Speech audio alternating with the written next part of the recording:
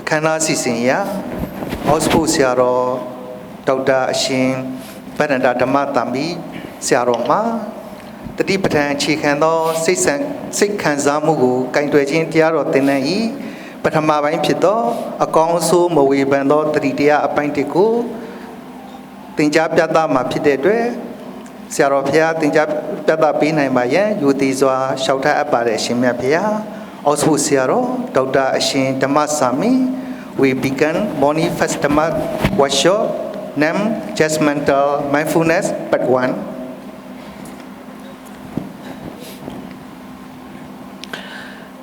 Good morning, everyone.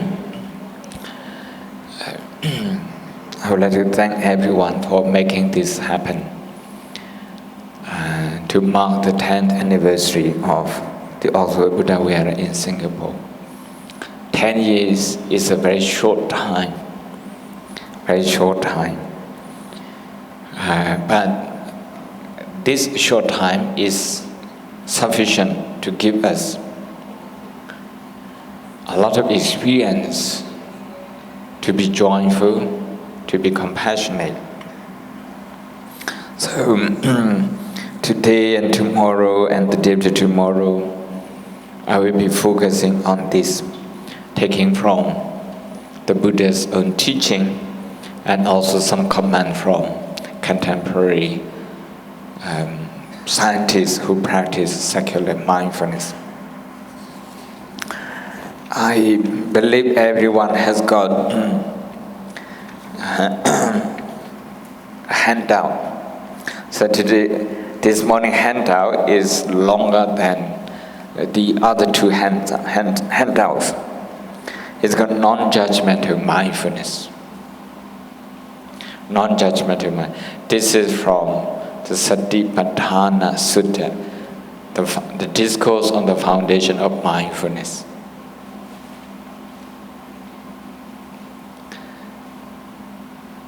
Is specifically instructed in this particular sutta how mindfulness should be established.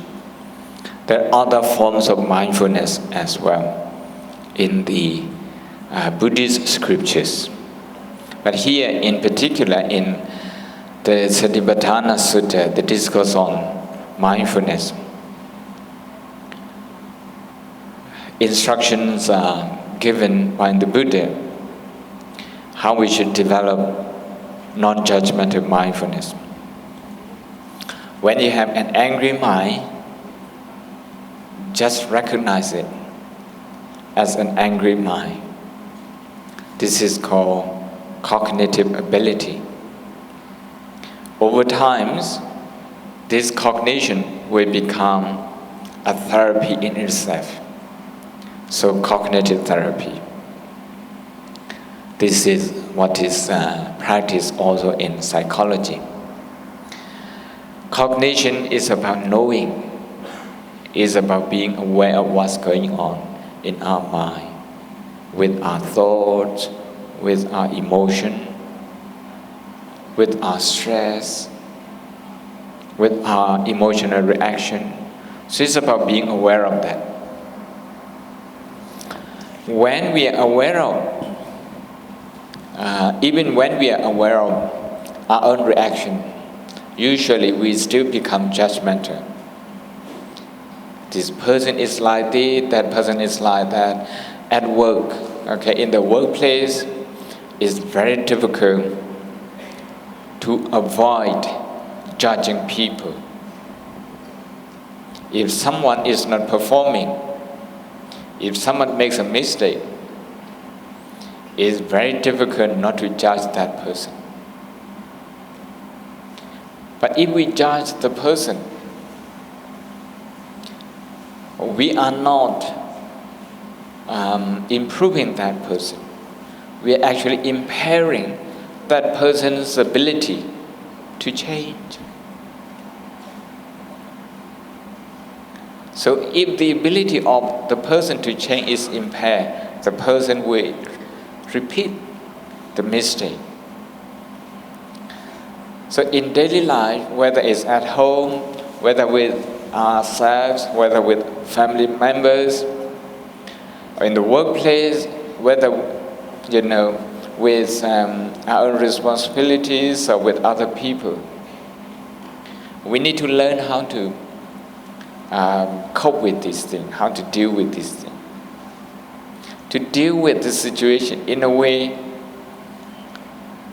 that is reducing tension, reducing problem, that in a way that is also retaining good people.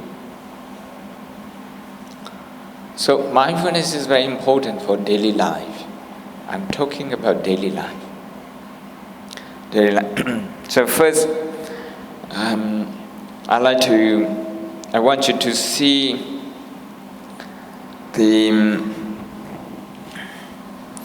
some of the literatures that are available related to this Satipatthana Sutta. This book, I'm not sure if you can show it up on the screen.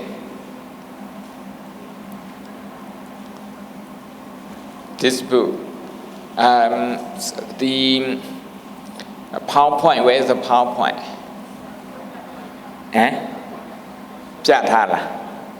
Okay. This book is got the healing power of mindfulness. Okay. It's got the healing power of mindfulness. If you can particularly look at that book. The healing power of mindfulness. This is by John Kabat-Zinn, his latest book, 2018. Last year I was with him in Budapest for a mindfulness conference. Okay, this is a retired professor of medicine from MIT who has been practicing meditation for more than 50 years, for more than half a century. Okay. And in this book, he talks about the combination of science and medicine in healing patients. You can look at detail of this book when you have time. But as you can see, I'm going to be reading from the leaflet as from page 105 of this book. When we sit down to meditate and drop into some degree of stillness, it's amazing. Sometimes all there is hearing yourself think. We are confronted with our own thought. A lot of that. Many people, they don't have the courage to confront their own thought. When they see their own thought, it's so disturbing that they have to rely on alcohol, maybe beer, maybe sometime you just log onto the social media just to distract yourself, Facebook, Twitter, whatever, chat, all sorts of apps. You use them just to distract yourself, to avoid your own thought. Can we really avoid our own thoughts? Are we not avoiding ourselves? By avoiding our own thoughts, are we improving the situation? So here Professor Kabat-Zinn is saying the thought can be louder and more disturbing and distracting than any external noise. The role of our thinking can be deafening and seemingly endless. One of the little book, Harvard Business Review, this is called Mindfulness, Emotion Intelligence Mindfulness. This book, one of the research findings says 47% of our time, during the waking hour, our thought, 47% of our thought, they have nothing to do with the work we are doing. They are just automatic thought. Automatic thought. Restlessness. Distractions. this becomes a habit. 47%, almost half of our time, we are thinking about something other than what we are doing.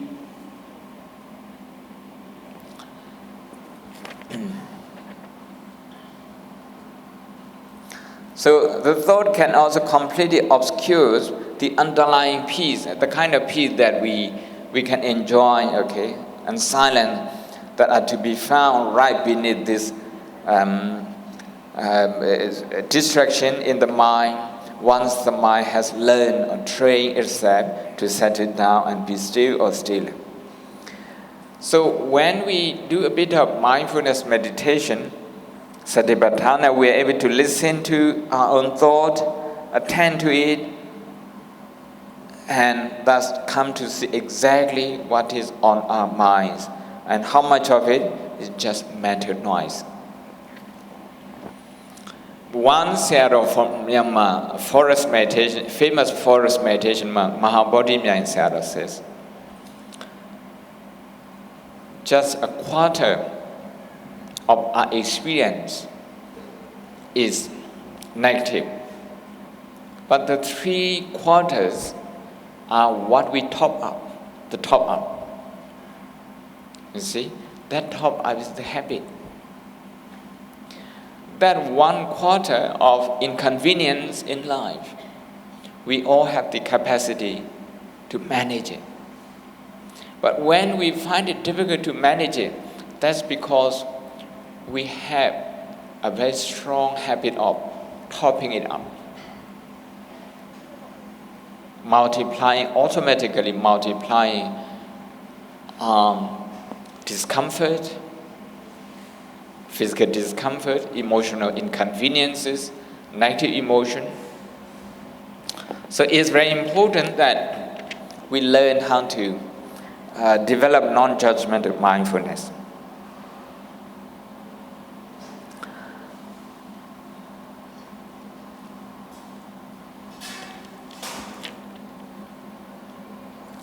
If you can move to the next page, changes in the brain. Changes in the brain. You can see about 10 books, okay, next to me, about 10 books that I have brought from Oxford. They are all about Buddhism and neuroscience, or Buddhism and clinical psychology. Okay. I had to read it there. Again, is from this little book, Emotional Intelligence, Mindfulness, okay, 2017, the Harvard Business Review. Neuroscience laboratories from around the world have also investigated ways in which meditation, one key to practice mindfulness, changes the brain. The ACC, the anterior cingulate cortex, is associated with self-regulation, meaning the ability to purposefully direct attention and behavior. Sometimes we are not able to direct our attention to something positive. Instead, our attention is dragged on and to something very negative. Okay, at the expense of our peace and calmness. We want to get rid of negative thought, but we can't. There are times when such thing happens. If that happened, today the neuroscientists can see what's happening with our brain, which area of our brain is active. They can exactly see that. The ACC is also associated with the ability to suppress inappropriate knee-jerk response. Knee-jerk response. Yeah. That is a panic and that sort of thing. And switch strategy flexibly. People with damage to DACC show impulsivity and unchecked aggression. And those with impaired connection between the ACC and other regions of brain perform poorly on tests of mental flexibility. They hold on to ineffective problem-solving strategies rather than adapting their behavior. Meditators, on the other hand, demonstrate superior performance on tests of self-regulation, resisting distractions, and making correct answers more often than non-meditators. Scientists point out that the ACC may be particularly important in the face of uncertain and fast-changing condition that is our world today.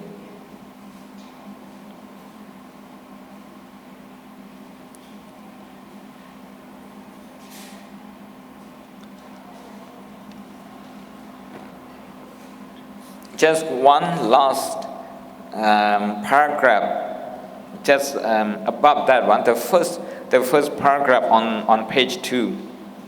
Okay, that's about mindfulness and compassion. If you go back slightly a little bit, okay, to the first page, the last paragraph. Okay, for 2,500 years, Buddhist psychology has seen human psychology as dominated by the efforts of our mind to cope with the inevitability of threats, losses, and harms that give rise to suffering. This is the focus of Buddhist psychology. We talk about dukkha, suffering. Okay, we see how people are trying to cope with that. And for the last 2,500 years.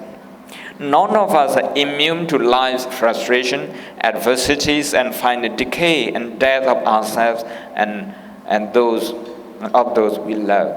At the heart of Buddhist approach is to train our minds in ways that enable us to face and also flow with the harsh realities of life. You know, we have to compete in daily life. In the school, I have seen the directive from Ministry of Education in Singapore, okay, to reduce competition in the school. I think last October, the directive came out. So we have to compete everywhere. That is why the chemical, what is called cortisol chemical, the stress hormone within us, is activated all the time because we have to compete. We have to compete even with our brothers and sisters. To compete attention from our parents. And in the school, again, we are made to compete. And in the workplace, in the society, and in the world. When we do that, when the cortisol, the stress hormone is active, we are being driven by this hormone. Okay. In that, we are always in the mood of fight or flight. We are not at peace. So it doesn't matter how successful we are in education, in life, in our profession, still we are not happy.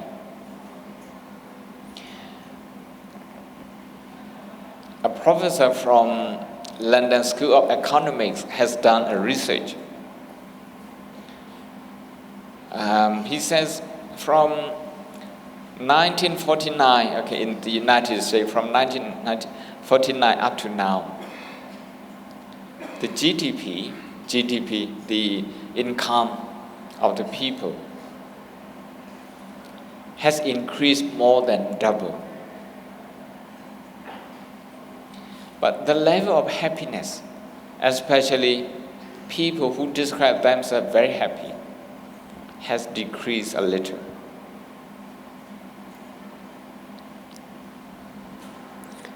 So here, the quality of our mind, the quality of our positive emotion has decreased. That is why the quotation I'm reading is from this book, the Clinical Handbook of Mindfulness, okay?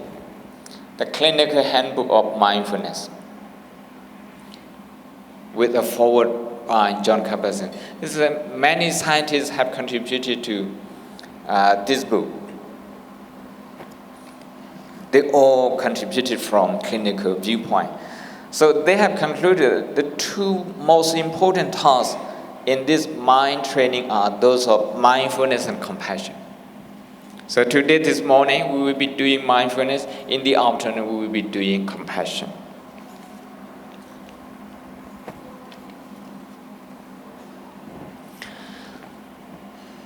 With this, before I describe how we should be meditating on non-judgmental mindfulness, I'd like to say, some of what I have described in Burmese. April 2019. This is the latest issue. How meditation and positive thinking is helping business management. So now we are going to be doing some practice. If you look at the most important instruction, the first two lines of the handout, it's called 3 R's. Register or recognize, number 1. Number 2, release. Number 3, return. Register, release, and return, or recognize, release, and return. We are going to be focusing on breathing. Breathing is always there. It's vital for our life. If we don't breathe, we die. But we never really appreciate our breath.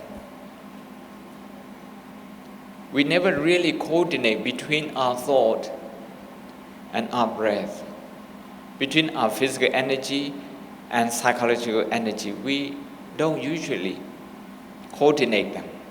So by focusing on breathing in and out, you're going to be coordinating two functions. Breathing, which is physiological function. And you're going to be paying attention to the breath, which is psychological function. Actually, it's also neurological function. So you're going to be merging those functions. When you breathe in, physiologically, you are supplying oxygen to your lung and to the whole body from there. And without this oxygen, this body is going to suffer. So breathe in with compassion for your physical body. Breathe in with compassion for your brain. Breathe in with compassion for your heart. Breathe in with compassion for your lung, for every part of your body. And when you breathe out, again with compassion, this time you release toxic, from your body. Breathing out, you release toxic. Breathing out, you release stress. Breathing out, you release negative thinking. Breathing out, you release worry. Breathing out, you release agitation, frustration, fear, tension. So you will be doing breathing in and out like that. We are going to be meditating Okay, very short meditation, just 10 minutes. Okay, just 10 minutes. But when you have started when you have started meditation, because it's a very short session, don't try to change your posture. Keep your feet together, okay? Your feet together on the ground. Keep them together. When you detect any physical discomfort, move your attention to that place, the place where you feel discomfort. And then you're going to register, this is tension, this is tension, or this is discomfort, this is discomfort, this is discomfort. You're going to register this willingly, okay, attentively. Because discomfort becomes your meditation object. Not just breathing is meditation object, but also discomfort. So you will be registering that, you will be recognizing that for 3 times, 4 times, then you return to breathing. When you return to breathing, you have already released the discomfort. In the same way, within 1 or 2 minutes perhaps, you might be experiencing auto mind. That is automatic mind, that is automatic thought. The thought that just come in without you intending to think about. So when those thoughts come up, just remember, don't do fight or flight. Don't fight with your own thought. And don't run away from your own thought. Then what should you be doing? You should be doing 3R. Register, release, and return. Register, release, and return. You register your thought, this is auto thought, this is automatic thought. It doesn't matter what the content is. What important is you register the behavior of the mind, which is automatic. This is auto mind. This is auto mind. And then return to breathing. So you will be moving your attention from breathing to discomfort, perhaps to the sound, to the noises, also hearing, and then let go, that is to release it, and then return to breathing.